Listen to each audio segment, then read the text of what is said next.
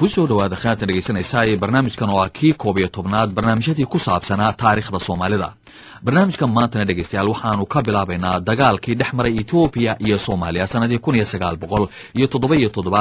78. dagaalkaasi arrimihii ka horeeyay intii aanu dhicin dagaalku waxa ka mid ah Itoobiya oo si weyn ay wax isaga bedeleen kadib markii kacaankii Itoobiya ka dhashay waxa xoogobay dareemadii qoomiyadaha kala gedisan ee ku noolaa dalka Itoobiya gudihiisa. dawladdii uu hogaaminayay Mengistu Haile Mariam si xoog leh ayay iyaduna dareemadaasi cagta u saartay ama u cadaadisay. waxa isaguna waqtigaasi xumaaday xiriirkii u dhaxayn jiray Itoobiya iyo Mareykanka oo xilligaasi madaxweynaha uu ka ahaa madaxweynihii la oran jiray Jimmy Carter. bishii abril haddaba sanadkii 1977 ayaa Itoobiya ay xidhay Kagno oo ahayd xarun xagga isgaarsiinta oo Mareykanku ay ku lahaayeen magaalada Asmara.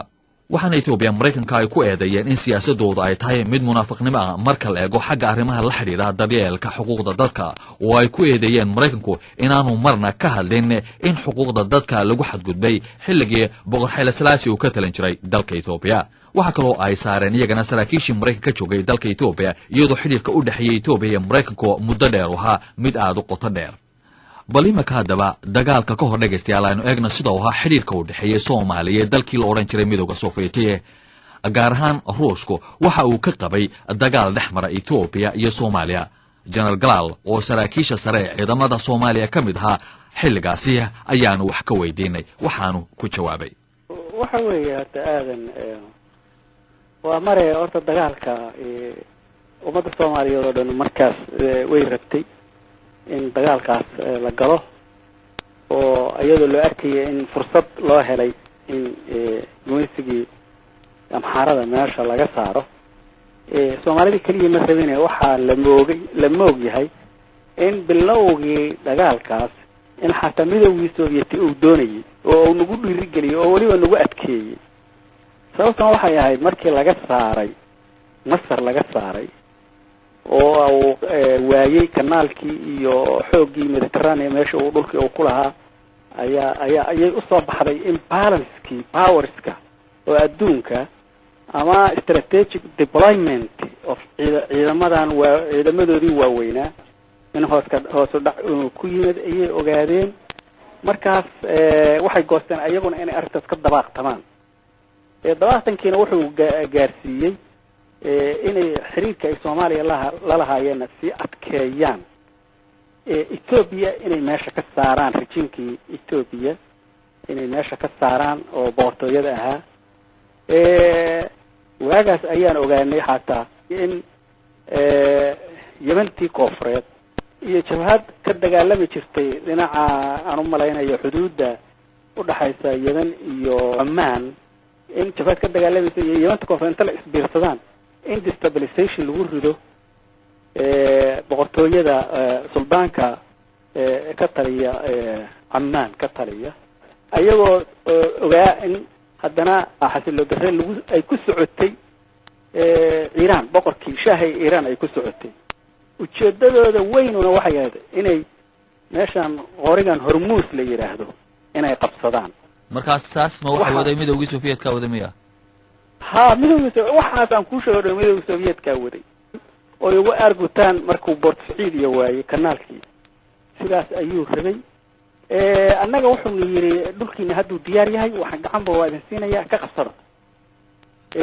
intaas kalena waa noo sheegeen. aan halka ka dhaxgal marka yaa idin sheegay ma nima saraakiil idin sheegay ma siyaasiyiin Ruush idin sheegay. markii hore horta 73 markii meesha laga soo saaray waxa dhulka yimid Marshal Grechko ninkii la dhihi jiray ciidamada wasiirka gaashaandhigga ahaa. ninkaas ayaa soo horseeday. markaas oo waxaas waa ka wada sheekaysteen isaga iyo Maxamed Siyaad iyo madaxda sare ciidamada. dabadii markuu noqday waxaa la soo diray nin Marshal ahaa Sergey Grechkov la dhihi jiray. ninkaas noo yimid dhowr qof buu la kulmay aniga kamid ahaa Samantara kamid ahaa Maxamed Siyaad kamid ahaa. waa sheegay wixii uu sheegay wixii uu sarsaray wixii uu xagga uu dhistay. adiga markuu dareemay in qoonkaanuna ay anagu lafteena aan danaynayno ayuu yiri waa noqonaya waxaan soo dirayaa niman qabiiriin oo arrinta idin kala hadla. ka dhaxgalay waxyaabaha uu taabtaabanayay maxaa kamid ahaa markaa? wuxuu lahaa adduunkii balaskii waa lagu dheeray Masar baa ku dheeshay hadda wadamadii hanta wadaagu saaxiibadii ay adduunka ku lahaayeen uma soo gurman karaan meel walba laga xiray dariiq walba oo loo fariistay annaga wuxuu nagu cabsiinaya markaas xataa haddii dhibaata idinku dhacdo idinma soo gurman karno ayuu annaga markaas nagu cabsiinayay oo meel walba waa nala ka xiray sidaas ayuu sheegayey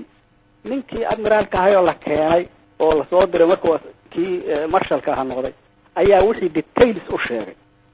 aniga samantar iyo nin la dhihi jiray generaal abubakar xasan allahu naxariistay dhintay ayuu si qaasan noogu sheegay markii wixii laisla fiiriyana anigu si qaasa ayaan ugu sii dhoon daray markii hogaanka sahanka ayaan anigu joogay oo xaggan maaragtay wardoonka sirta iyo waxyaalahaas ayaan gaashaaniga u joogay waa markaas markay nagu dhiirigelinayaan inaan gobonadoonkii dib usoo noolayno inaan halkaas ku dhifano general galaad waqti ma ahayd goortaasu waa 74 bilowgeedi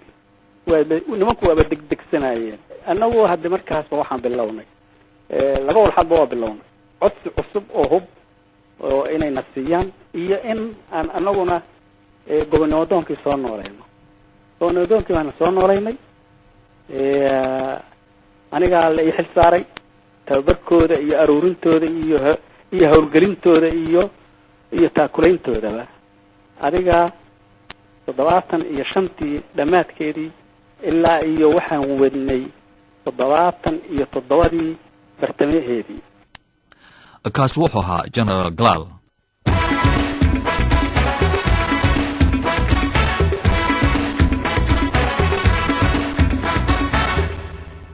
haddii haddaba dalkii midowda sofiyeetka aan waxba markii hore ka qabin soomaaliya in dagaal ay ku qaado dalka etoobiya oo dhulka soomaalidu ay sheeganaysa ay xoog ku qabsato oo weliba ruushku arrintaasi uu ku degdegsanaa xilligii laga saaray dalka masar sida uu noo sheegay general galaal su-aasha la isweydiin karaa waxa weeye maxaa markii dambe bedelay mowqifkii dalkii midowda sofiyeetka la odhan jiray uu arrintaasi ka taagnaa wasiirkii warfaafinta ee soomaaliya xilligii isbeddelkaasuu ka dhacay waxa uu ahaa cabdilqaasim salaad xasan cabdilqaasim haynoo faahfaahiyo halka sabta ku qurantay xidhiirkii wanaagsanaa u dhexeeyey dalkii la odhan jiray midowda sofiyeeti iyo soomaaliya bishii December 1976 waxaa Mengistu la galay heshiis iskaashi iyo military dawladdii midowda sofiyeetiga heshiiskaas ayaa dhibaato weyn dawladda Soomaaliyeed u aragtay dabadeedna waxay ixtijaaj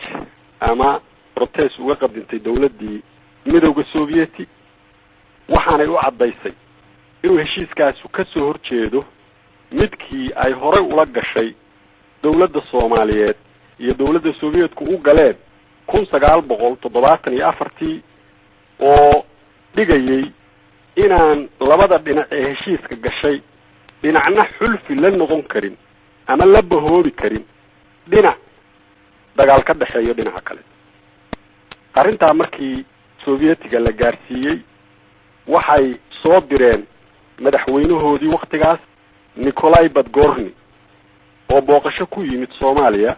2 ilaa 3 Maarso 1977 Badgorny waxaa loo cadeeyay inaan marnaba la aqbali karin hubaynta Soviet Union uu rabo inuu hubeeyo dawladdii ama maamulkii Mengistu Haile Mariam kaas oo dagaal naga dhexeeyay hayeeshee iyagu waxay ku dadaalayeen in loo arko arrinta si kale iskaashi goboleed la sameeyo xaaladana si kale lagu dhameeyo taasaana waxay keentay in isla bishaas Maarso uu dalka yimaado Fidel Castro madaxweynaha Cuba oo ka socda dawladda Soviyeetiga 15 Maarso inuu yimaado dalkan Soomaaliya uuna soo jeediyo in wada hadal qarsoodiya magaalada Cadan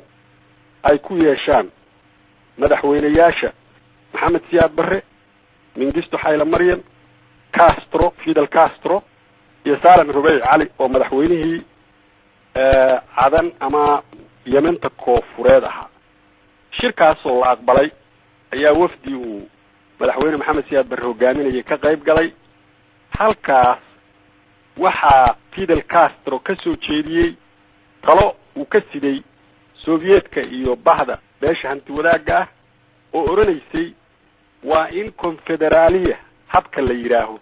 dawlado iskaashaday oo konfederaal ah waa inay noqdaan Ethiopia, Eritrea, Soomaaliya iyo Yemen-ta Koonfur. fikradaas Mengistu uu ku gacan sayray isagoo leh ma suurowdo in Ethiopia iyo Eritrea ay isku si iyagoo siman uga qayb qaataan konfederaaliyadaas.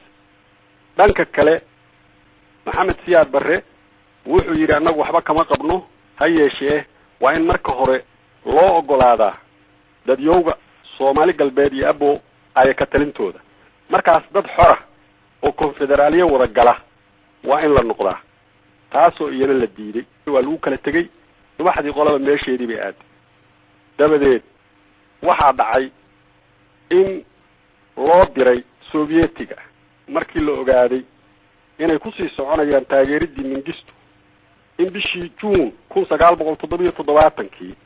loo diray madaxweyne ku-xigeenkii Soomaaliya ahaana wasiirka gaashaandhigga Maxamed Cali Samantar halkaasoo uu kula kulmay Moscow xogayihii guud ee xisbiga shuuciga Brezhnev marshaalkii xukumayay ciidamada gaashaandhigga Marshal Ustinov iyo madaxdii xukuumadda dalkaas dambaal adag oo uu ka siday dawladda Soomaaliya oo nuxurkeedu kaan soo sheegay yahay oo ah ulfi inaad la noqotaan haddaad tihiin Sovietiga ma qaadan karo ayuu gaarsiiyey iyaguna waxay cadeeyeen inay danaynayaan heshiiskii iyaga iyo Soomaaliya ka dhaxeeyay ha yeeshee ay rabaan in xaaladda si kale lagu dhameeyo arrintu halkaa markay marayso gobonnimo doonkiina uu dhul qabsaday doora ha yeeshee magaalooyinka waaweyn ma ahane baadiyihii oo dhan ay qabsadeen bishii Luulyo 1977 horaanteedii ayaa golihii dhexe ee xisbiga hanti wadaagga kacaanka Soomaaliyeed ee dalkan ka talinayay wuxuu yeeshay shir hameenkii qabsoomay ilaa subaxdiina socday shirkaas ayaana lagu go'aamiyey in ciidamada qalabka sida ee Soomaaliya ay toos u galaan dagaalka iyagoo gacan siinaya jabhadaha hubaysan oo la dagaalamayay xukunkii Mengistu. waata Cabdiqaasim waxaad ka warantaa maadaama haddaba golihii uu goostay in dagaalka si toos loo galo ma jirtay cid iyadu talahaan soo jeedisay oo tiri dagaalkii inaan galama si kale aan uga wareegno golaha dhexe dhammaantii way isku raacay in dagaalka la galo markii hal qof laga reebo waxaa diidanaa oo ra'yigiisa cadaystay inuu diidan yahay guddoomiyihii hoggaanka ideolojiyada xisbiga Cabdiraxmaan Caydiid oo kaliya diiday waxaad ka warantaa Cabdiqaasim Allah ha naxariistay Cabdiraxmaan Caydiid markii isagu meesha ka dooday waxyaabaha uu cuskanayay in dagaalkaasi aan la gelin maxaad ka xasuusantahay Cabdiraxmaan wuxuu ahaa ragga aad xaggan mabda'a hanti wadaagga ugu dheer ee wuxuu xeelinayay kollayba aragtidiisa wuxuu xeelinayay xiriirkii lala lahaa beesha hanti wadaagga iyo Soviet Union wuxuu arkayay ama uu sahminayay kala tagga beesha hanti wadaagga iyo Soomaaliya ay kala tagaan inay dhibaato u keenayso meelahaas ayay ku socotay ra'yigiisu haddaan xusuusto waxaad ka warantaa Soomaalidu waxay ku maamulada Cabdiqaasim ooyaan haddaanad buur ahayn buur ku tiirsano maadaama markaasi Ruushkii u cadaysateen oo Ethiopia oo uu idin lahaa la dagaalamana dawladdii ay go'aan gaadheen la dagaalano ma hayseen markaa ama ma lagaga wada hadlay golayaashii arrintaasi lagu gorfaynayay cida kale ee ay Soomaaliya ku tiirsan karto markaa ama wax ballan qaaday ma ka haysatay run ahaantii waa jirtay haba tabar yaraato diblomaasiyaddu waxa jiray dalalka carabta ah oo aanu ka mid ka nahay waxa taageero xoog leh ayaa laga haystay oo ama qadiyada loo diriraya ka haysatay ama dawladda Soomaaliyeed ka haysatay dalal kalena waa ay jireen ma faramaray Soomaalidu ha yeeshee sida marka dambe soo bixi doonta marna meesha lama dhigan garab leeg ciidan u dagaalama Mengistu iyo rejiimkiisii in Warsaw ay keenayso gurmad aan la arag inta badan taariikhda wixii dagaalkii labaad ka dambeeyay si dhif mooye oo cirka iyo baddaba ah oo taangiyo diyaarado madaafiic tawaariikh leh intaba oo waqti kooban lagu keenay in la keenayo iyo ciidan socda oo 20 ilaa 25 kun ilaa 30 kun gaaraya oo isugu jiray Kuban, Soviet, East Germany, Yemen, حتى خبر ليبيا iyo Israa'iil intaas oo isbahaysiya ayaa ka hor imaanaysa qadiyadatan xisaabta laguma darin sababtoo ah markaa ma ayan muuqan kaasi waxa Cabdulqaasim Salaad Xasan